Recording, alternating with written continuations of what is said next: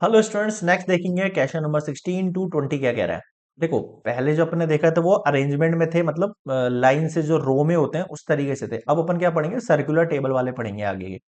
7 friends है आपके सामने, ठीक है, are standing around a circular table facing toward centre, centre की तरफ, ठीक है भाई। देखो 7 बंदे हो सकते हैं, तो यहाँ भी हो सकता है, ठीक है, यहाँ भी हो सकता है, यहाँ भी हो सकता है, यहाँ भी हो सकता है। 1 2 3 4 5 6 और 7, ठीक है। यस सर, ये 7। और अब इनका फेस कहाँ है भाई, सेंटर की तरफ है। अगर ये सेंटर की तरफ देख रहे हैं, फेस इनका अंदर की तरफ देख रहे हैं, तो इधर से हम जब चलेंगे तो हम लेफ्ट साइड वाले को, लेफ्ट को फोकस रखेंगे, और इधर चलेंगे जब हम राइट को फोकस करेंगे। समझ रहे हो ना, ये हाथ आपका राइट साइड है, इधर जाएंगे तो ये हो गया आपका लेफ्ट साइड। ठीक है, टी से लेके जेड तक। अब आगे देखो, Z is second to the left of W, ठीक है। और इसमें कोई एक वैल्यू फिक्स वाली चीज है, तो कोई एक वैल्यू आपको फिक्स करनी है। Z is second to the left of W.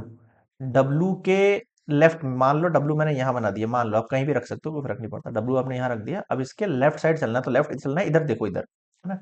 1 2, ये हो गया Z.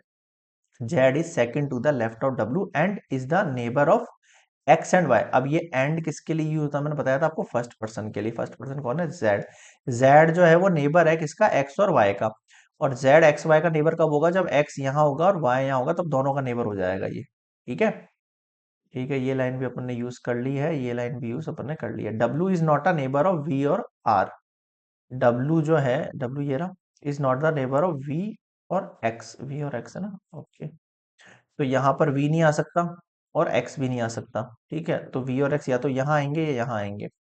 T is the neighbour of U and V, ठीक है। मान लेते हैं अपन यू एंड वी बोल रहा है, तो वी और एक्स आ नहीं सकते, तो यू आ सकता है ना, ठीक है। यू मान लेते हैं, यहाँ डाल दिया मैंने। अब ये बोल रहा है कि T is the neighbour of U and V. U, तो अगर मैंने वी यहाँ डाल दिया तो टी यहाँ डाल दिया। अरे यार, कम पड़ गए क्या, 7 फ्रेंड्स थे ना, 1 2 3 4 5 6 7, सही तो है। अच्छा, एक्स ये रहा, ओके ओके ओके। ठीक है ठीक है, कहाँ चला गया था मैं यार। Okay. W is not a neighbour of V और एक्स। डब्ल्यू जो है वो वी और एक्स का नेबर नहीं है। देखो वी और एक्स दूर हो गए, इससे आगे देखो, T is the neighbour of, T is the neighbour of U and V, neighbour हो गया, ठीक है ठीक है। ये हो गया अरेंजमेंट आपका, ये हो गया 16 का आंसर, सिटिंग अरेंजमेंट, ठीक है। मैं सेटिंग का आंसर जो है, अगर डब्ल्यू से शुरू करूं राइट साइड से, ठीक है, तो डब्ल्यू से मैं कहां से पहुंच सकता हूँ, अगर मैं इस चक्री को ऐसे भी घुमा सकता हूँ और इस चक्री को ऐसे भी घुमा सकता हूँ, जैसे सूटेबल लगे वैसे रख लेना ना। डब्ल्यू के बाद अगर मैंने वाई डाल दिया, तो फिर जेड आना चाहिए, फिर एक्स आना चाहिए, फिर वी आना चाहिए, फिर टी आना चाहिए, फिर यू आना चाहिए, समझ गए।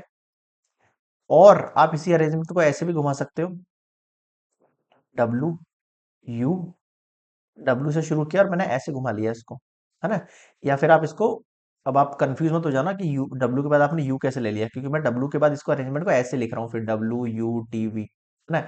आप चाहो तो पूरा रिवर्स करके भी लिख सकते हो उसको, यू फिर टी, फिर ऐसे करके यहाँ तक पहुंच गए अपन, है ना। तो चलो और वाला रहने देता हूँ मैं, और कंफ्यूजन हो जाएगा आपको।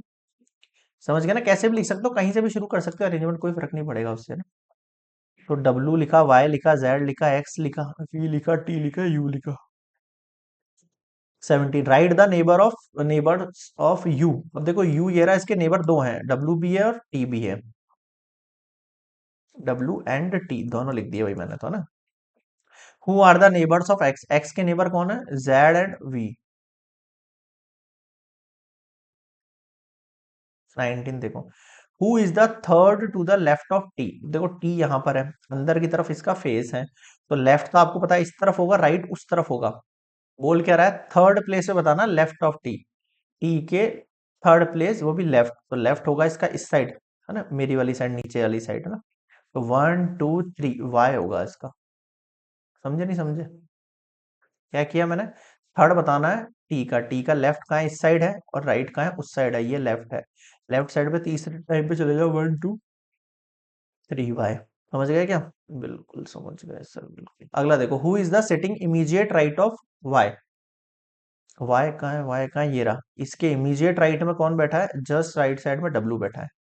ये लो, ये हो गए कंप्लीट आपके 16 से 20। देख रहे हो एक साथ अपन 5 5 क्वेश्चंस कैसे ले रहे हैं, सिर्फ एक अरेंजमेंट अगर समझ में आ गया तो। और यही आपके एग्जाम में होगा, एक साथ सीधे 5 मार्क्स आपके जेब में पॉकेट में आ जाएंगे। क्यों?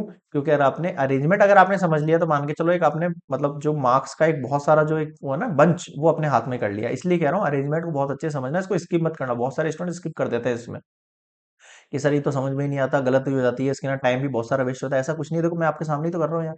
कैसे टाइम वेस्ट हो रहा है बताओ?